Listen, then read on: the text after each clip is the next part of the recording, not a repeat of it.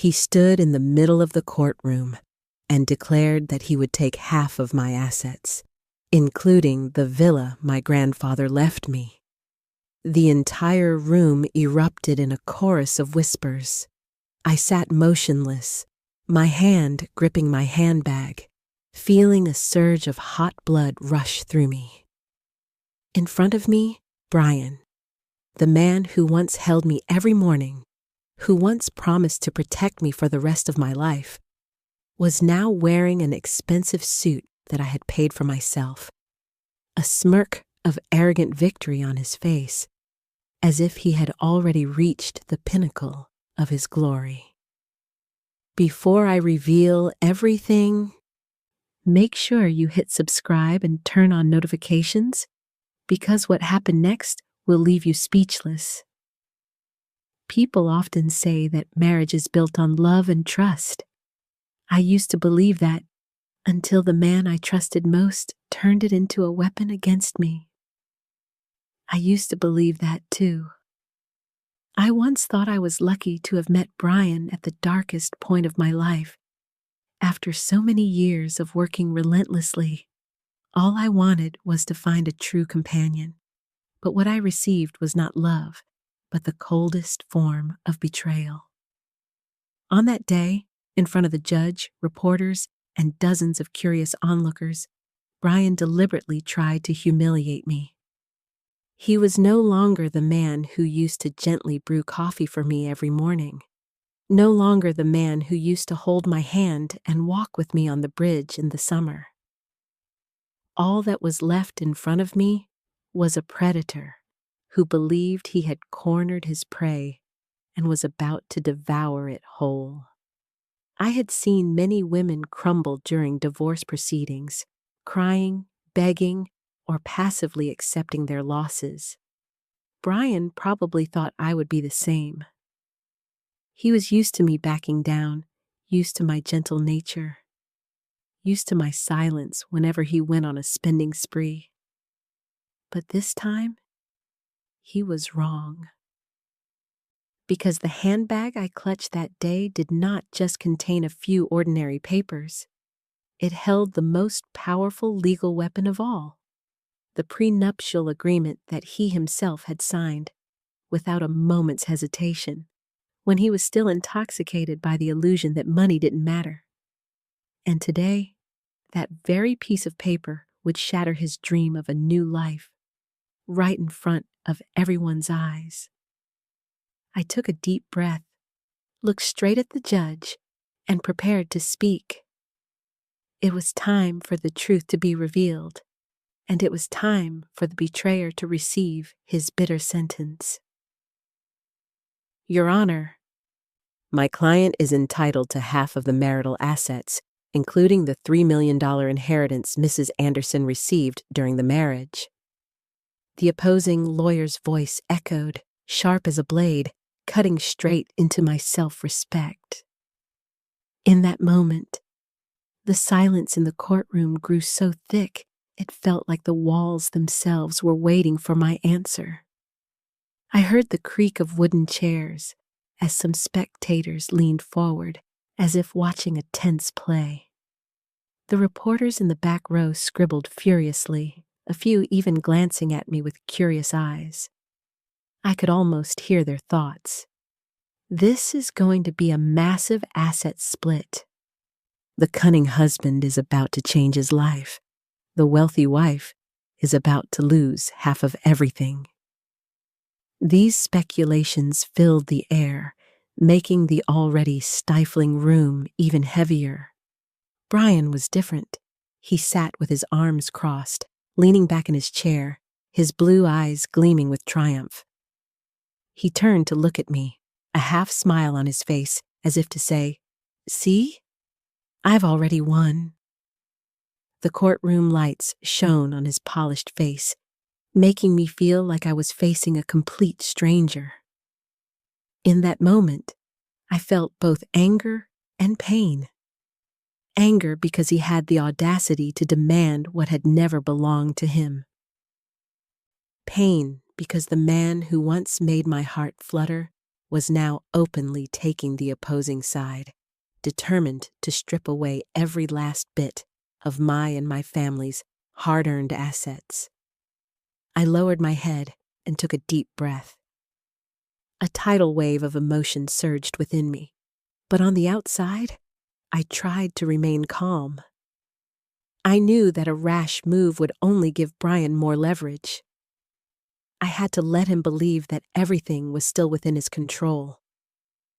My hand unconsciously tightened its grip on my handbag. I could feel the hard edge of the envelope inside. It lay there, silent, yet holding the power to turn the entire situation on its head. I closed my eyes for a fleeting moment, telling myself, just you wait. In a moment, everything will be reversed, and that smile will vanish. The judge looked toward me, his voice low but firm. Mrs. Anderson, do you have any response to this request? The entire room seemed to hold its breath. I slowly stood up, my heart pounding like a war drum. This was the moment I had been preparing for all these months. My name is Julia Anderson, and I work as a strategic consultant for small businesses in Austin, Texas. My job is demanding. Many nights I'm buried under spreadsheets, reports, and financial plans. It was the life I had chosen, independent, self-sufficient, and perhaps a bit dry. But deep down, I longed for a hand to hold, a shoulder to lean on when I was tired. And then Brian appeared. He was a business manager at a pharmaceutical company. He was tall, well-spoken, and always knew how to make people feel secure. The first time we met at a business conference, I was struck by how intently he listened to my presentation, his eyes lighting up whenever I talked about my work. You're genuinely brilliant. I've never met anyone who understands numbers and strategy like you, he said. That line resonated with the loneliness inside me, making me believe that he saw my true value. But now, looking back, I realize it was just a trick. He wasn't truly interested in the numbers or strategies I presented. The only thing he was calculating was the value of my assets. At first, Brian seemed generous. He made reservations at fancy restaurants, bought me flowers, and took me on weekend trips. I once asked, "How can you spend so much?" He would laugh and say, "I believe in investing in the person I love." I thought it was romantic, but in reality, it was a down payment for the future he was eyeing. My friends warned me. He seems a little too extravagant, but I ignored them. I thought he just wanted to create beautiful memories for us. I didn't know that his extravagance was the first red flag of his parasitic habits. When we got married, Brian's true nature became even more apparent. He suddenly walked away from his career, claiming he was searching for passion. But all he searched for was ways to spend what wasn't his. After just a few months, claiming he wanted to find a new passion. But instead of finding a passion, he spent his time on the golf course, with friends, or planning high-risk investments. The money I earned, or the inheritance from my grandfather, was spent like water. Luxury cars, country club memberships, extravagant vacations, everything was labeled as investing in our image and connections. I didn't want to believe that the man I loved was taking advantage of me. But little by little, the truth became undeniable. He was no longer a partner, but a burden. In this story, besides Brian and me, there are two other key characters. Margaret Whitfield, my lawyer, who was adamant about me signing the prenuptial agreement. She is sharp, calm, and always 3 steps ahead. Without her, I might have lost everything. Judge Thompson, a stern, experienced woman who has presided over hundreds of broken marriages. I had never met her before this trial. but the calm confidence in her eyes made me believe that justice would stand on the side of truth. And Brian? He is a reflection of greed. A man who once swore a lifetime of vows, but who saw marriage as a business contract and love as a ticket to a better life. And it was that very arrogance that brought him to this courtroom, the place where the truth would finally be revealed. I still clearly remember the night Brian proposed. It was a scene so beautiful that anyone who saw it would think it was a fairy tale romance. A small yacht glided gently on the Colorado River. Live music played, and the twinkling lights reflected on the water. Brian got down on one knee, his hand trembling as he held a red velvet box. Inside was a diamond ring so dazzling I couldn't believe my eyes. "Julia," he said, his voice choked with what seemed to be emotion. "I don't want to waste another day. Life's too short to wait. I know what I want, and I want you. Marry me." I hesitated, my heart torn between a longing for love and a caution born from old wounds. I had spent months in a deep state of loneliness after my grandfather passed away. He had been the greatest emotional pillar in my life. The person who sat for hours teaching me how to analyze financial reports, how to read the stock market, and how to master my own life. When he left, the spacious family villa suddenly felt cold, and I felt lost. Brian came into my life at that very moment, gentle, considerate, making me believe that fate had brought him to fill the void. I looked into his eyes on the yacht that night and told myself, perhaps this is the person my grandfather always wanted me to find. And I said yes. But before the wedding, my lawyer, Margaret, met with me. "Julia, you must get a prenuptial agreement," she said with conviction. "He may truly love you, but you still need to protect what belongs to your family. Assets are not just money.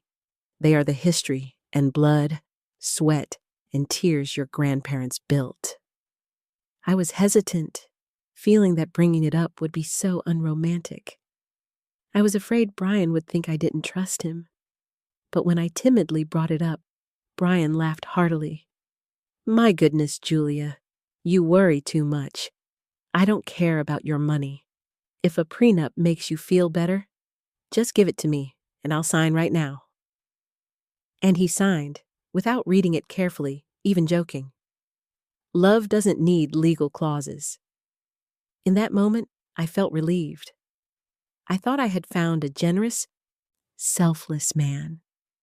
I had no idea that his rushed signature would later become the biggest nightmare of his life. A year later, I received shocking news.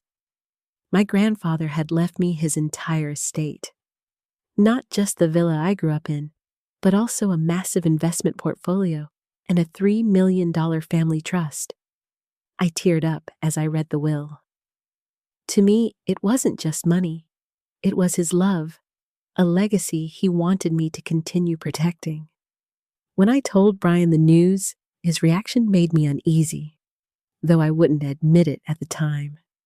His eyes lit up like a child seeing candy. He hugged me and exclaimed, "Julia, we're rich. We can live like royalty." He emphasized the word "we," and in that instant, I should have been cautious. But I just thought he was excited for us both. From that day on, Brian completely changed. He suddenly walked away from his career, claiming he was searching for passion. But all he searched for was ways to spend what wasn't his. Within 6 months, saying he wanted to find his passion. But instead of looking for a new purpose, he lived as if he had already been a millionaire. He bought an expensive sports car, joined a golf club, and took lavish trips. He made reckless investments in a friend's restaurant. Burning through $40,000 in just a few months, I confronted him but he brushed me off. "We're married. Do we really need to account for every dollar? You have to trust me." Each time, I fell silent. I forced myself to recall the night on the yacht when he promised forever, just to remind myself how easily words can lie. Remembered his sweet words when he said he loved me for who I was, not for my money. I lied to myself that this was just a phase, that he would change. I wanted to believe that marriage was a partnership, not a calculated battle. But deep down, the doubts began to form. I saw his eyes more clearly whenever we talked about money, eyes that no longer belonged to a partner, but to a calculating opportunist. And I had no idea that what I feared was only the beginning of a tragedy. Things started to become clearer when I overheard a conversation at the golf club. A woman I knew casually pulled me aside and said in a low voice, "Julia, I just heard Brian saying that the inheritance is marital property." He was boasting that he was the main investor and that he had a plan to expand his portfolio with our family's money. I froze, feeling as if I had just been doused with cold water. He was bragging about my money, my grandfather's money, as if it were something he had earned. My heart clenched, but I forced a smile at the woman, pretending not to care. Inside, a fury simmered. That evening, I confronted Brian directly. "Did you tell people that the inheritance is ours?" He shrugged with a cynical laugh. "Well, it is. You're my wife. Your money is my money. Am I supposed to say, my wife's money, so people can laugh at me?" I was speechless. All my previous suspicions came rushing back, but faced with his brazen eyes, I couldn't hold back. "That's my family's money, Brian. My grandfather left it to me, not to you. You have no right to call it your own." He sneered, his voice bitter. "Julia, don't be so naive. Do you know what people thought of you before I came along? A workaholic glued to her computer screen, lonely and ignored by everyone. I gave you a life. I showed you how to have fun. So what now? You're going to try to cut me out?" His words felt like daggers to my heart. I had thought he loved me for who I was, but it turned out, in his eyes, I was just a fat wallet waiting to be unlocked. From that day on, I paid more attention to how Brian talked and acted. He frequently mentioned marital assets and our money, repeating it over and over so that everyone would believe the inheritance belonged to both of us. He suddenly started referring to himself as a businessman, introducing himself as an investor at every meeting, even though he had no real achievements other than burning through my money. The more I watched, the clearer it became. Brian wasn't just spending recklessly. He was preparing for a much bigger game. One night, while he was out with his friends, I opened his laptop. My heart pounded when I saw a folder named Divorce Strategy. Inside were a series of emails with a private lawyer. He was planning to file for divorce, not to end the marriage, but to exploit the legal system to seize a large portion of my assets. In one email, he wrote, "If I can prove that I provided emotional support, aided her career, and gave up my job for the marriage, I can demand a large part of the assets, including the inheritance." A shiver ran down my spine. Everything became clear. From the day he quit his job, from his sweet words about wanting to be with me full time, it was all just a series of moves in the game he had been setting up. I printed every email, storing them carefully. At the same time, I called Margaret. After listening to me, she was silent for a few seconds, then said, "Julia, it's time for you to make the first move.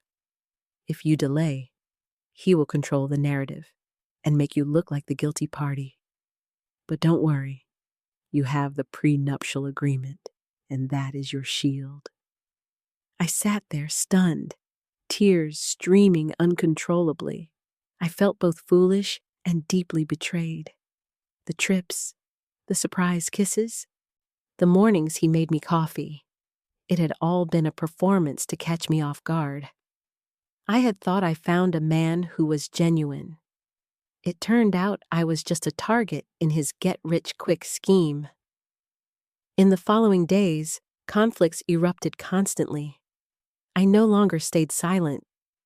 Every time he spent money on his pointless hobbies, I strongly objected. In return, he sneered, "You're so stingy. If you have money and don't know how to enjoy it, let me handle it." When I brought up him not working, he countered, "I sacrificed my career to be your emotional support. You owe me." His words choked me. I owed him? I had supported him, taken care of everything, while he only knew how to spend and put on a show. But his shamelessness gradually calmed me down. I understood that this man was beyond saving. I collected evidence every day. Bank statements, receipts, friends' testimonies, and even the secret emails. Every night, while he slept soundly, I sat and took notes. My heart pounded, but a flame of determination growing within me. I would not let my grandfather be dishonored. I would not let my family be taken advantage of. The conflict escalated to its peak when Brian screamed at me during an argument. "Just you wait, Julia. Once we go to court, you'll have to split everything. I'll get what I deserve."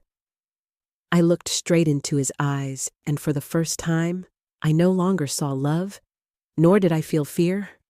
I only saw a desperate, greedy man, and I knew his game was about to end.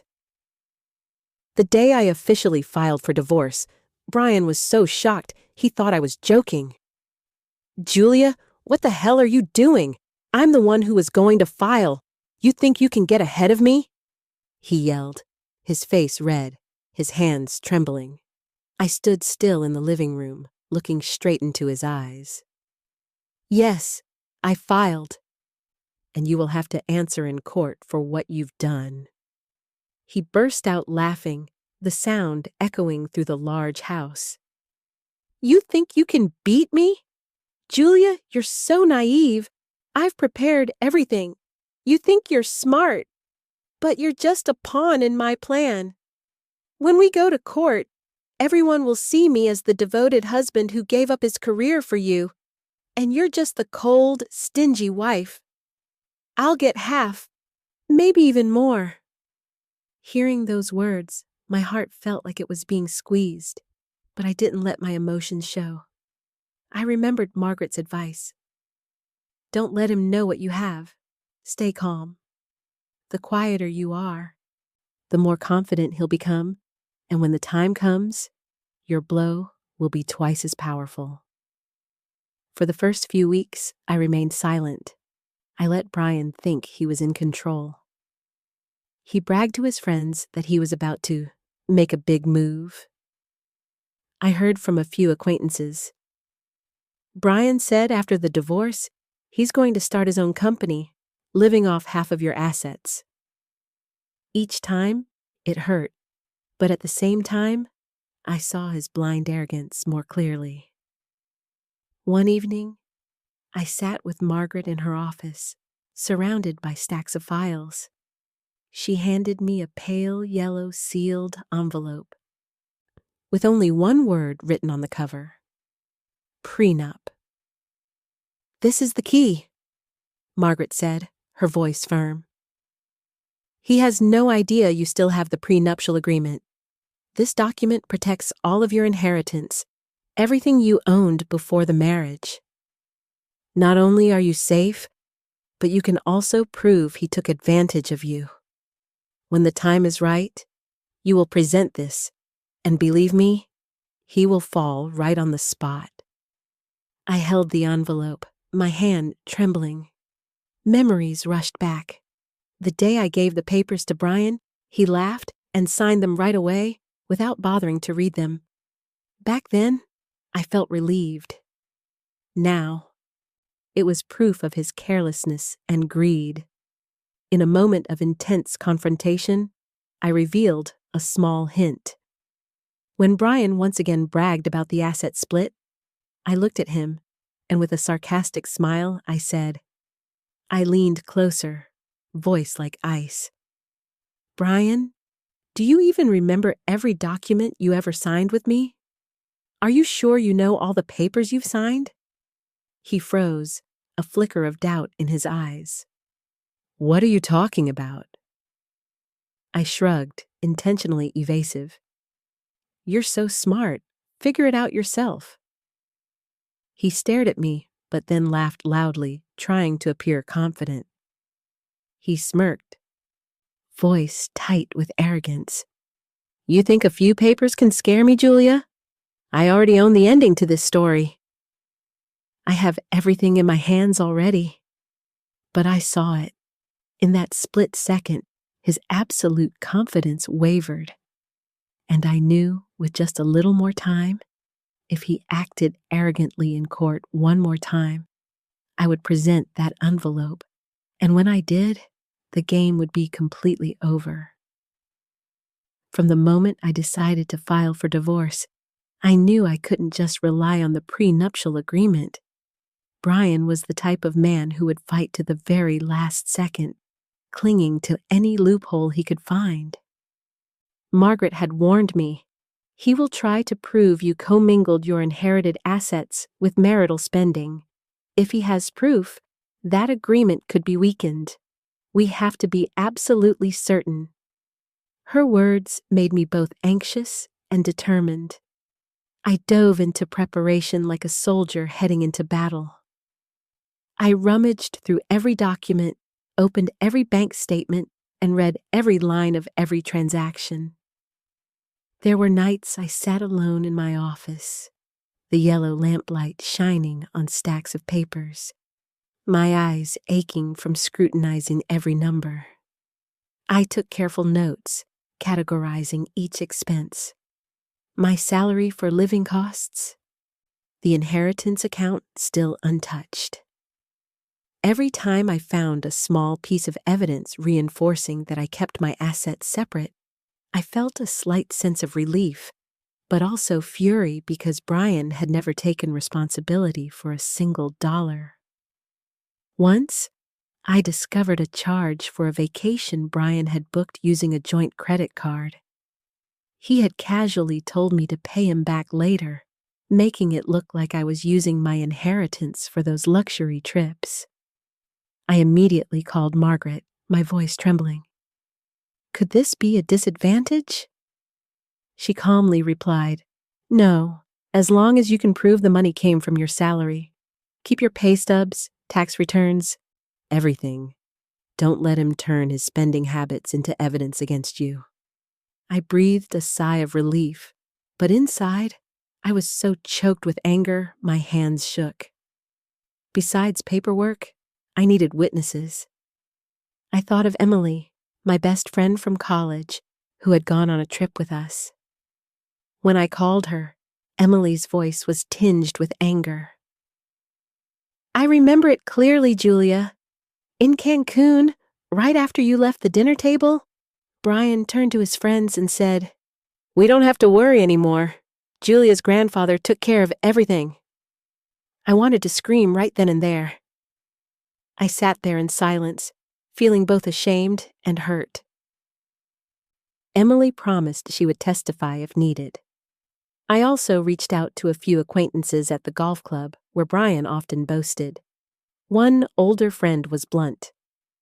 He always talked about it being his family's money. We all knew you were the only one with money, but he said it so much that a few people actually believed him.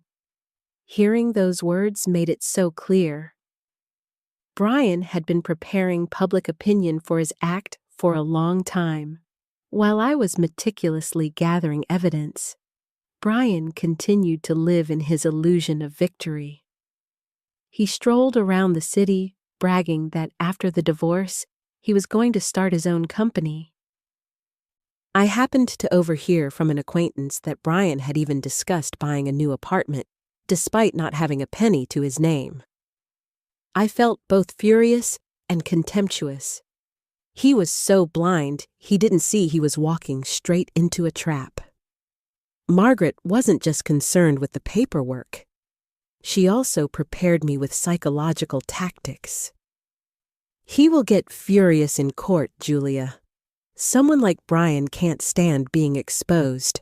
You just need to stay calm. The quieter you are, the more his true nature will show. I nodded, trying to engrave her words in my mind.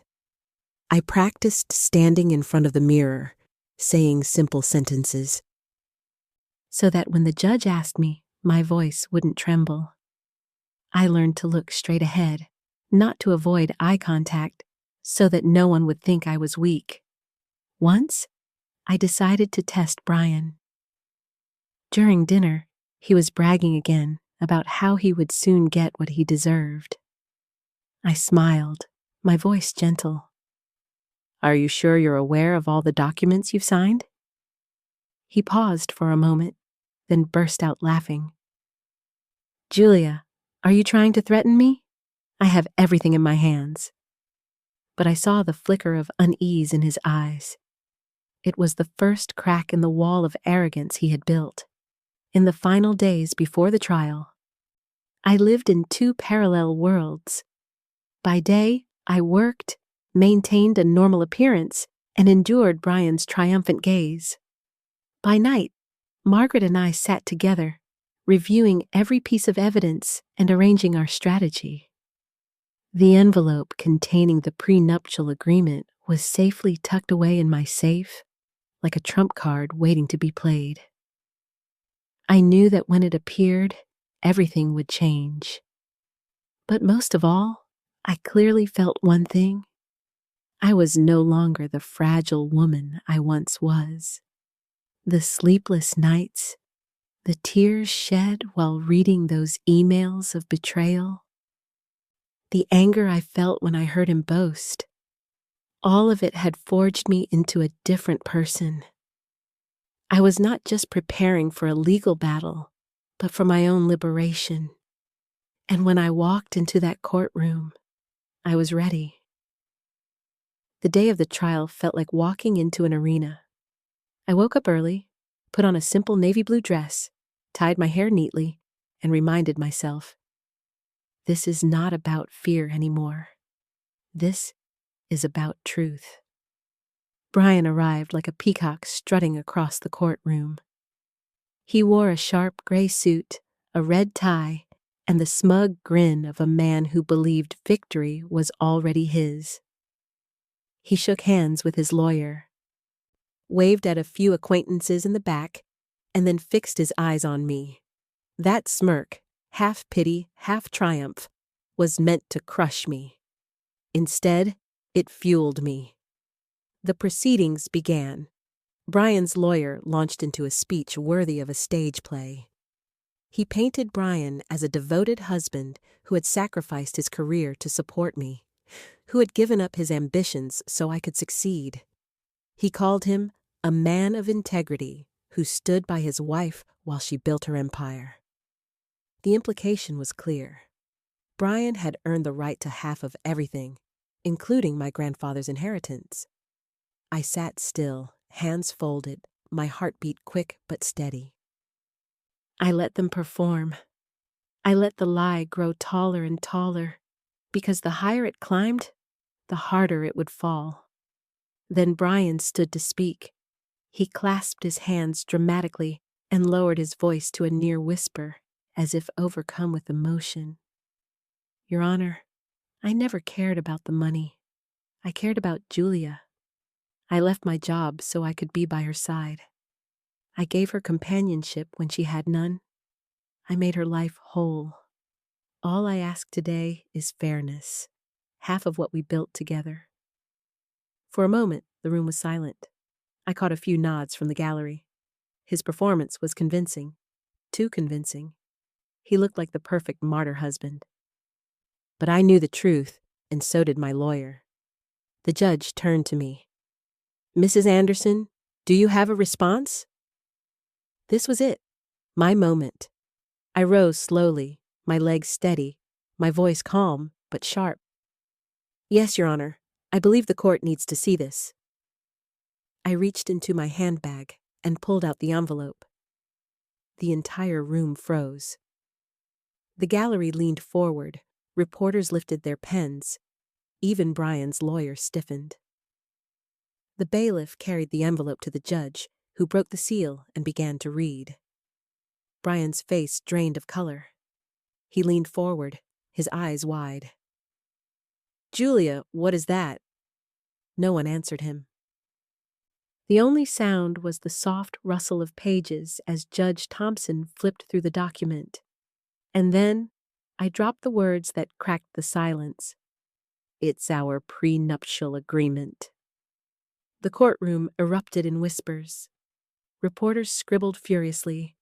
A woman in the back gasped out loud. Brian shot up from his chair, his voice shrill. "No, this can't be real. I don't remember signing." "Sit down, Mr. Anderson," Judge Thompson commanded, her voice sharp as a whip. Brian's lawyer looked as if he'd been hit by a truck. He scrambled through the pages, muttering under his breath. The judge read aloud. "Section 4, Paragraph B. Any inheritance received by either party during the marriage shall remain the sole property of that party and shall not be subject to division in divorce." She looked up, her gaze piercing Brian. "This agreement is valid. Witnessed, notarized, signed voluntarily." Gasps echoed around the room. Someone in the gallery chuckled, unable to hold it back. Brian's composure shattered. He stumbled forward, pointing at me. "She tricked me. She told me it was just paperwork. She trapped me." Margaret, my attorney, rose calmly. "Your Honor, my client disclosed all financial information at the time." Mr. Anderson waived his right to independent counsel. He signed freely. Judge Thompson turned back to Brian. "Did anyone force you to sign?" Brian's face was red, sweat dripping down his temple. "No, but—" "Did you sign this document?" "Yes, but—" "Then the law is clear. Your excuses are irrelevant." The gallery buzzed. Reporters exchanged looks, their pens flying across their notepads. A man behind me whispered, just loud enough, "He signed his own downfall." Laughter rippled through the room. Brian lost it. He slammed his hand on the table. "This is insane. I gave up everything for her. I deserve that money." "Everyone knows she was nothing before me." "Order!" the judge barked. "One more outburst and you will be held in contempt." But Brian couldn't stop. He shouted at me across the courtroom, his voice cracking. "You owe me, Julia. I made you. I gave you a life worth living." I stood, my voice steady and cold. "No, Brian. You took from me, you used me. And today, everyone sees you for what you really are." The humiliation was complete. The mask had fallen. The room no longer saw a selfless husband. They saw a greedy, desperate man unraveling in real time. Reporters scribbled furiously. A few spectators shook their heads in disgust.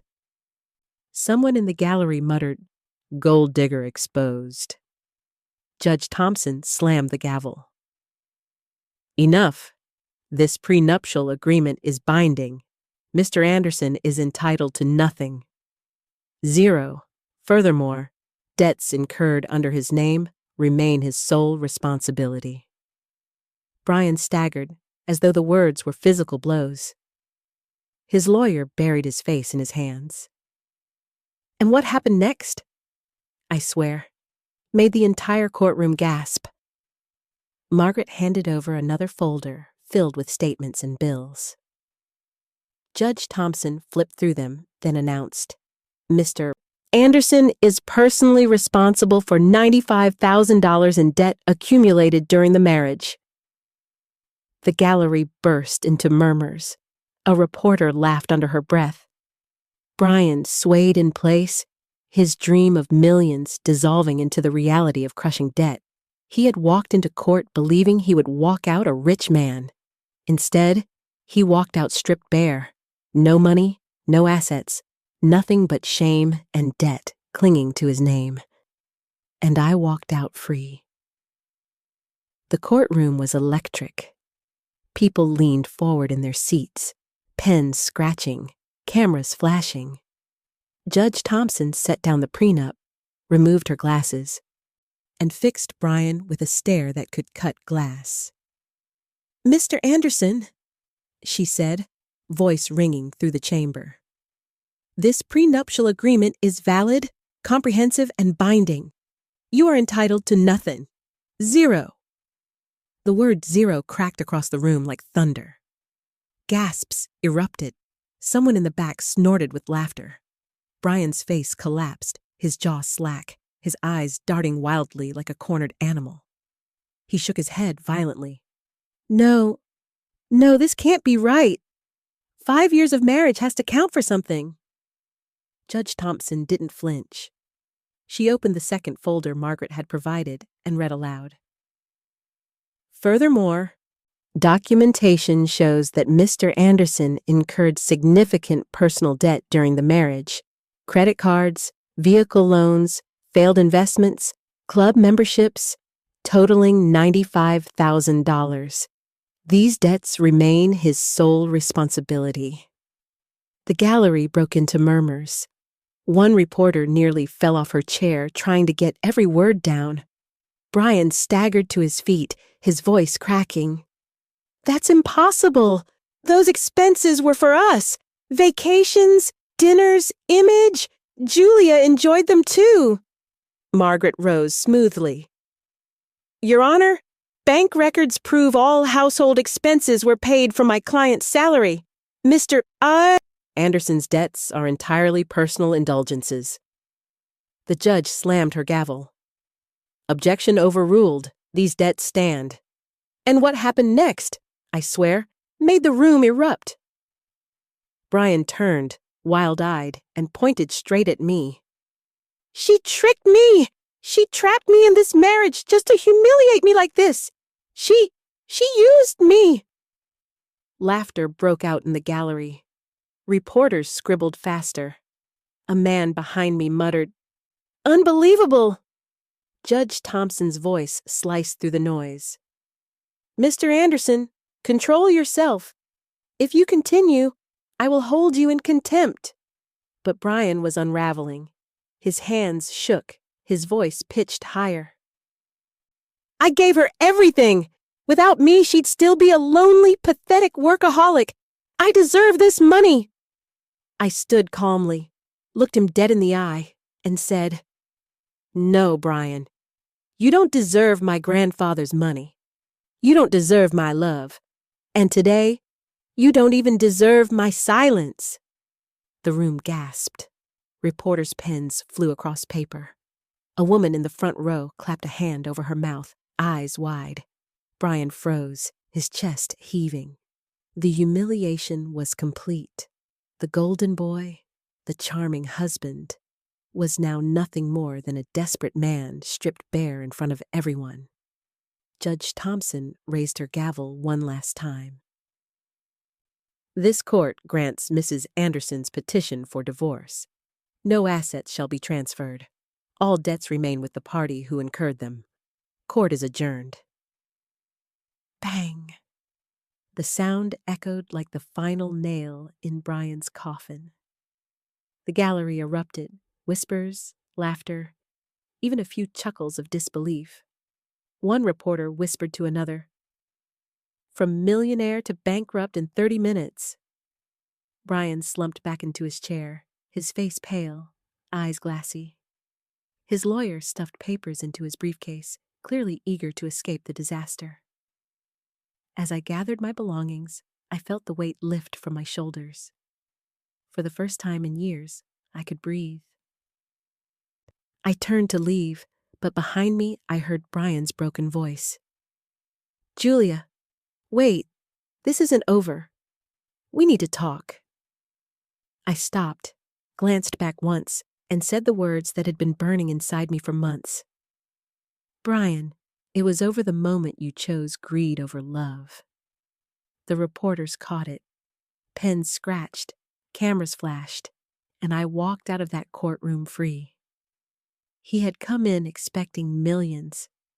He left with nothing but $95,000 of debt and the taste of his own humiliation. And that, I thought, as I stepped into the sunlight, was justice. When I stepped out of that courtroom, the sun hit my face like a blessing. The air felt lighter. For the first time in years, I wasn't carrying Brian's lies on my back. I wasn't carrying his debts, his manipulation, or his smug grin. I was free. But Brian, his fall was just beginning. Within weeks, the story spread across Austin. Local headlines read, "Husband demands millions, leaves court with $95,000 debt instead."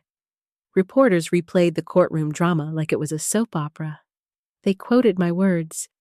It was over the moment you chose greed over love. And the public ate it up. At the country club, his name became a punchline. Members whispered, "That's the guy who thought he'd strike gold through marriage." The management revoked his membership when the overdue bills piled up. His shiny sports car? Repossessed in broad daylight. Neighbors peeked out their windows as the tow truck pulled it away, and someone actually clapped. And his business reputation? Ruined. The so-called entrepreneur, who once bragged about investments, now had a bankruptcy filing attached to his name. No one wanted to work with him. No one wanted to date him. Women in our social circles warned each other, "Don't go near him. He's a parasite." He ended up moving back into his parents' modest home in the suburbs, taking a low-level sales job just to scrape by. From country clubs and luxury vacations to a cubicle and debt collectors calling, it was poetic justice. Meanwhile, I poured my energy into something new. I founded the Anderson Foundation, a nonprofit dedicated to helping women protect themselves legally in marriage and divorce. We funded prenuptial consultations, offered free workshops on financial literacy, and paired women with experienced attorneys. Every time a woman told me, "Your story gave me the courage to protect myself," I knew the pain I endured hadn't been wasted. At night, I often sat in the garden of my grandfather's estate, the house he left me. The same garden where he once taught me to stay sharp, to never let love blind me to reality. I'd look up at the stars and whisper, "I did it, Grandpa. I kept it safe. I kept me safe." Brian tried to reach out once more. A desperate text at midnight. "Julia, please, can we talk? I made mistakes. I miss you." I stared at it, almost laughing. Then I deleted it. There was nothing left to say. I wasn't angry anymore, not even bitter. I was simply done. He was a chapter, and I had turned the page. What did I learn? That love without respect is worthless. That trust without protection is dangerous. And that the strongest thing a woman can do is draw a line and say, "This is mine. You don't get to take it." And now, I want to ask you, the ones listening to my story, if you were in my shoes and your partner tried to strip away everything your family had built, what would you do? Would you fight back, or would you let it go to keep the peace? Tell me in the comments. I want to hear your thoughts, and if my story made you feel something, anger, relief, empowerment, make sure to hit like and subscribe, because there are more stories like mine. Stories where greed meets justice, where betrayal meets truth, and where women find their strength in the unlikeliest of places. Thank you.